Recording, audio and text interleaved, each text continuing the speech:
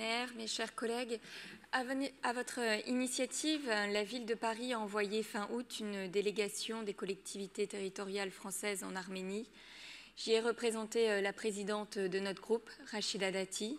Ensemble, nous avons tenté de faire parvenir au Karabakh des camions humanitaires avec des produits de première nécessité.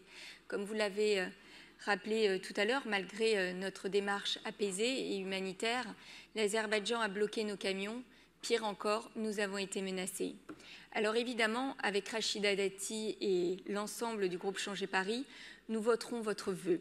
Ce vœu nous est cher parce qu'il met les mots sur la réalité, cruelle et terrible. Vous l'avez rappelé, l'importance des mots. Oui, l'Azerbaïdjan a perpétué un crime contre l'humanité, un génocide selon le rapport de l'ancien procureur de la Cour pénale internationale.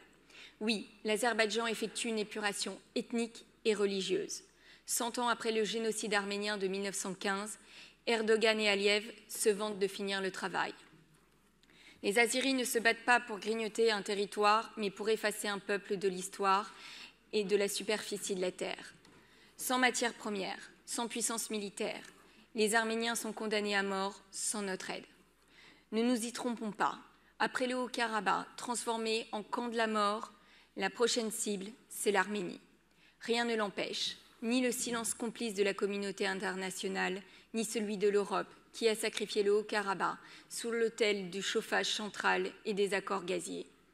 En Artsakh, pendant plus de 9 mois, 120 000 Arméniens ont été parqués, privés de vivres, de médicaments, d'eau, de gaz, d'électricité, de tout. Face à leur résistance inhumaine, l'Azerbaïdjan a envahi le Haut-Karabakh pour finaliser l'épuration ethnique d'un peuple chassé de sa terre ancestrale. Les attaques et les exactions se multiplient. Le pire a été commis. Des soldats azéris découpent désormais les oreilles d'enfants arméniens de 3 ans et leur arrachent les yeux. Alors, Madame la maire, puisse notre appel atteindre les salons de l'Élysée.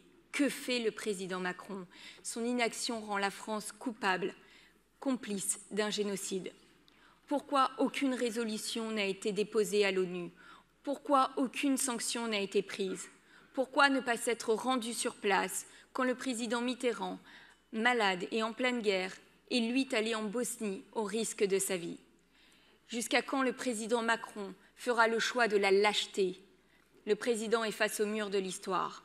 Enfin, je voudrais rendre hommage ici à la population arménienne d'Artsakh et à son courage.